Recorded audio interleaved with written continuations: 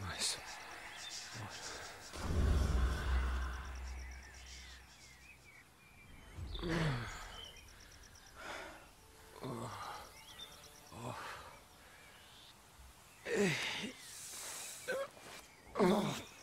Gotta get. Whoa. Whoa. Hey. Not good. Okay. What the hell did they give me?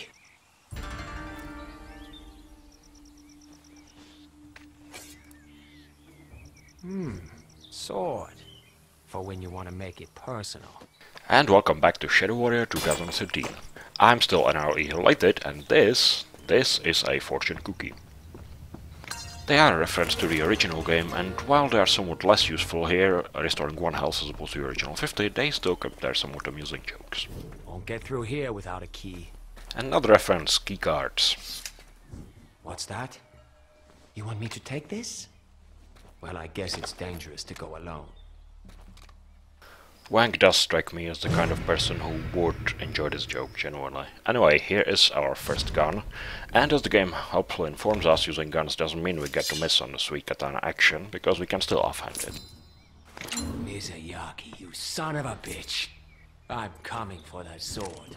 Now, as I was about to point out before Wang rudely interrupted me twice, the keycards in this game are a bit of a tongue-in-cheek deal. There's about 4 of them in the entire game. Now, as we briefly encounter our first demon, I'll demonstrate another feature that this game offers. We can actually aim down our iron sights. Due to the fast and chaotic nature of the combat, this is almost completely useless and probably the last time we're seeing it. What we are going to see much more of, however, is looting. This game seems to be designed on the assumption that gamer equals hoarder, and seeing the design of the contemporary FPS games, I can see how the devs came to that idea. So we will be checking every single cupboard, footlocker, chest, hell, balcony for free lying money and ammo. What the hell? So let's talk about a pistol a bit. Its name is Tosai Inu, which is apparently a Japanese dog, and much like a dog, this pistol is a stalwart and trustworthy friend. It's powerful, it's accurate, and while it does have its shortcomings, most notably its abysmal rate of fire and my incapability to hit a demon on 5 meters, those can be worked around rather easily. For example, by combining it with the katana. What the fuck is going on here? Of course, this is rather helped by the fact that the enemies we are facing right now aren't particularly powerful, imposing, or intelligent. Wait up, where do you think you... God damn it. Anyway, my inability to hit the demon at pretty much point-blank range gives us the opportunity to demonstrate another weapon. This is the Demon Heart, another returning favorite. It's somewhat weaker compared to the original, where it summoned a railgun-toting clone of Lo Wang. In this game, it has a chance of randomly exploding demons near to you in about a 5-meter radius. While it only works on weaker enemies, it's still extremely useful, especially when you're surrounded, as an oh shit button of sorts. Sadly, one can only carry 1 of those, but we can sometimes get them by dismembering corpses, hence the 30 seconds of butchery before. This secret is a rather deceptive one. While the tunnel looks like it has a really mild slope, dashing forward leads to a fall that can easily do about 80 points of damage to Wang. It has killed recordings before, and also it's trapped with a demon. Shadow Warrior comes from a time where monster closets were most definitely a thing. Well, maybe mindset is a better word than time here. Anyway, our next destination is quite obviously a burning building. While the levels seem pretty open at the first glance, this is very much an arena shooter in the vein of Painkiller or Serious Sam, which means that most levels follow the template of hallway, fight. This is not necessarily a bad thing, as long as the fighting is good, and in my opinion, the fighting in this game is top-notch. And yet again we are left to ponder Wang's intelligence, as he decides that the best way to enter a burning building is clearly from the top.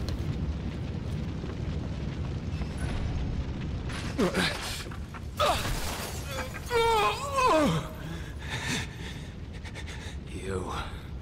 Where is it? Where is the Nobit Surakage? I'm trying to appreciate this performance art piece. It's called Old Man Loses Sword, Then Dies. I don't think I get it, though. Who took it? Ah, but of course. That's the question this piece is asking. Goes to show you, art isn't just for smart people. Don't fuck with me. Where is the sword? No offense, Pookie, but explaining this to you would be pointless. My name is Lo Wang. And you go bang bang. How's that working out for you? Face it, you're a dead man. I'm going after it. And I'm the king of Lollipop Land. You're gonna get ripped to shreds.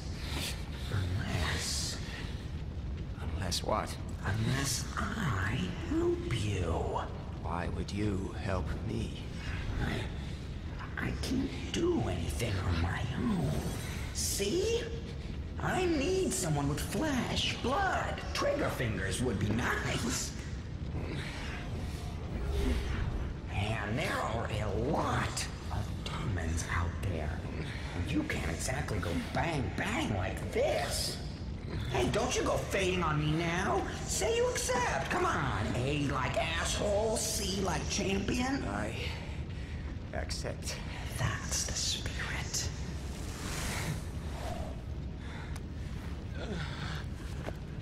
Come on. You need to focus. Feel the chi flowing? Hey, you're talking inside my head. You've got bigger problems right now, mortal. Like, say, not getting torn to bits?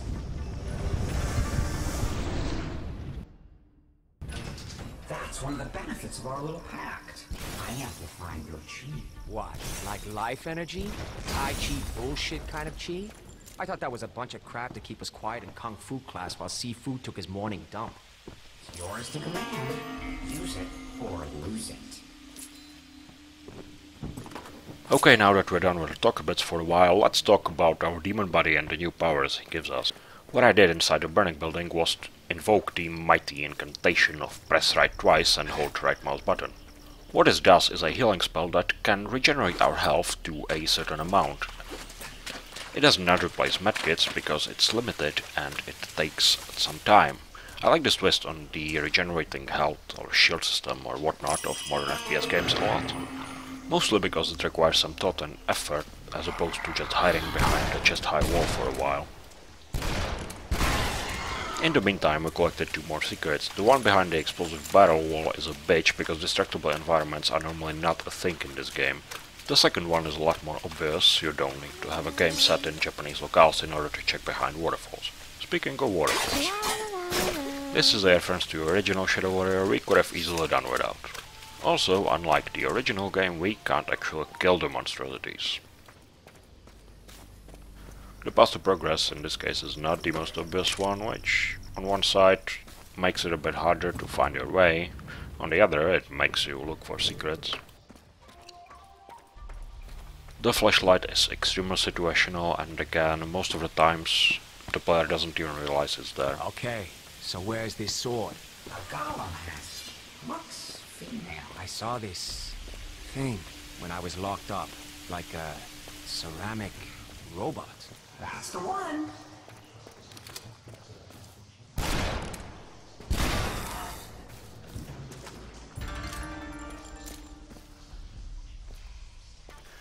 And nope, no heart.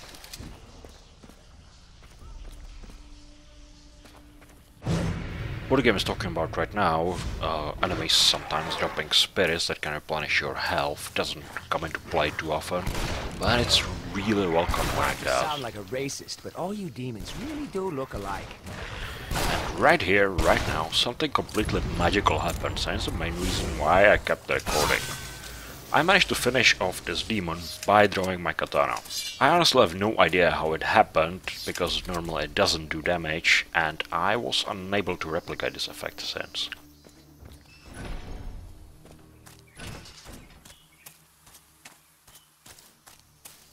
It'll take more than a pistol to knock these out. Just to make sure.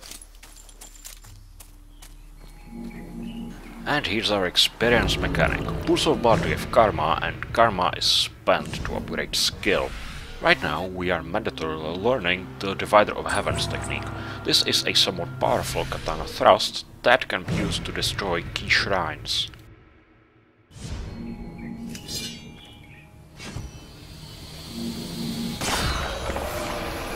Useful trick. It also works on enemies, and is the reason we are pretty much saying goodbye to our charged up katana slashes, because Divider of Heavens and its ilk will completely replace it.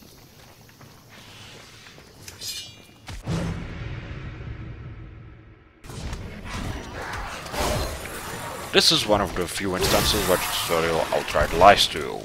While varying your technique does lead to a higher score, the way the game actually determines how much points will you end up with is kind of arcane, and it rewards one or two particular combinations of attacks and power. That being said, I will most definitely not be going for maximum ratings in every encounter, because that would be boring as fuck to watch. Someone has uploaded the videos of this on YouTube, so if you're interested, sure, go look it up. We don't actually end up fighting human goons that often, so when we do it's kind of fun, and here I'm trying to prove the old JRPG adage that sword beats gun. Ugly bastard! You're a monster!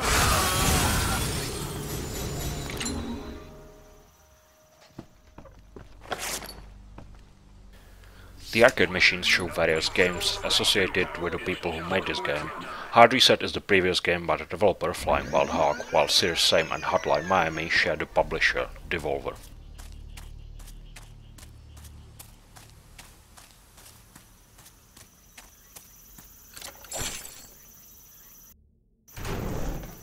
And here we enter our first forested area. This is probably my least favorite part of the game. It has a penchant for sticking bamboo woods in the slight periods of peace between fights, and it has an equally annoying penchant of hiding secrets in them.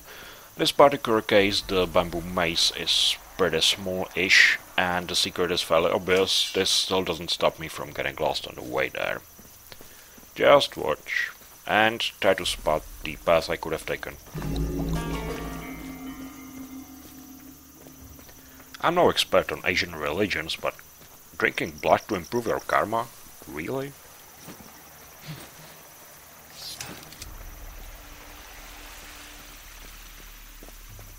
Now, as we can see, there's another barrier blocking our progress, this time a blue one, which means we need to find a key shrine. Now, if you're an idiot like me the first time I played through this game, you spent a lot of time wandering around the goddamn woods and trying to look for it, as opposed to just going upriver. What is this? A shrine of some kind. What's it doing here? Hell if I know. Looks patchy, though. Here we delve into the game's upgrade system. The first pathway for the scene, that's experience/karma. The second one is using money to upgrade weapons, such as I'm doing right now, getting an accuracy upgrade for our dog pistol. I will be showing the various weapon screens in the thread, by the way. Now the last one is spending chi crystals to found powers. We have 4 powers. Healing we have already seen. Protection, Shockwave and Flux, which is what we're going for right now. I'll be showing them all off during the playthrough to some extent. Some are more useful than the others.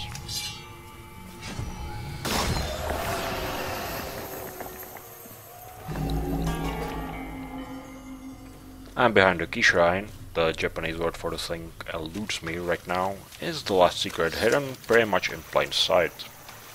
Yes, it is entirely possible to miss it. And it was such a beautiful recording otherwise. Here's Flux in action. What it does is lift enemies in straight line into the air, rendering them effectively helpless.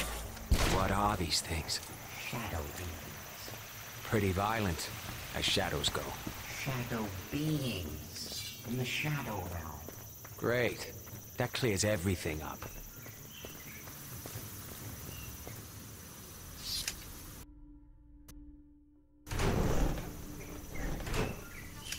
The more perceptive of you may recognize this as the Prologue area, which means you do get another shot at its secrets, and I was rather unfair to it in the last video.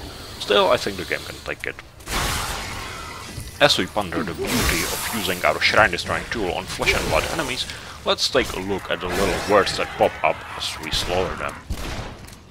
Karma is self-explanatory. Specialist means we killed one using only the katana, Shredder is for dismemberment. Finally, Massacre means killing several enemies in a short time span, possibly without being hit, but I'm not too clear on this one. Still, I got things way under control. Where did you come from? As far as I can tell, there is no difference between the masked and unmasked enemies.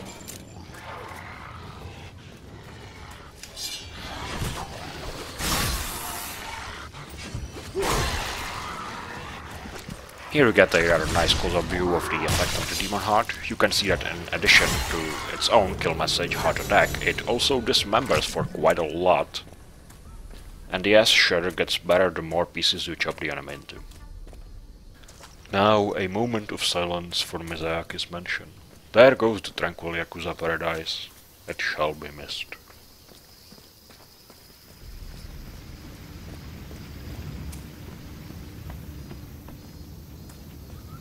Good news for animal lovers though, the rabbit survived. And so did the bodyguards. I was joking about the sword beats gun thing, but really it is a better way to deal with them. Manning pay these days anyway. I hope the death benefit is decent. For one, it one-shots them. For two, they can't really defend themselves when they're riding their fate.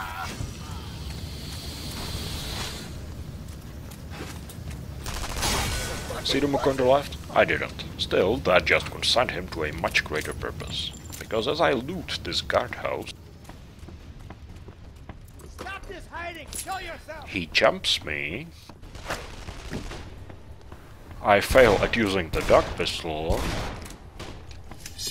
and decide to perform some science. Come on. Anytime now. Finally! So how many shurikens does it take to kill a Yakuza gunman? So where did that thing go? It's probably looking for a temple. Why? It's a golem. It needs to go back. A temple is a place of power. Well, the biggest one around is the Kappadori Cemetery near my place. The answer is 10. Lo Wang makes science exciting. In case it wasn't obvious so far, I don't speak a word in Japanese, so if, for example, Kappadori is a joke I'm missing, I'd love to be enlightened. Now all we have to do is get back to the car, and see you next time in Chapter 2, The Party Bus. Before we do this, I need to know your name. Oh, that's sweet. If you know a demon's name, you can control it. Is that so? That's what all the books say. There's just one problem. It is written that no human tongue can pronounce a demon's name. Try me. All right. My name is Hoji.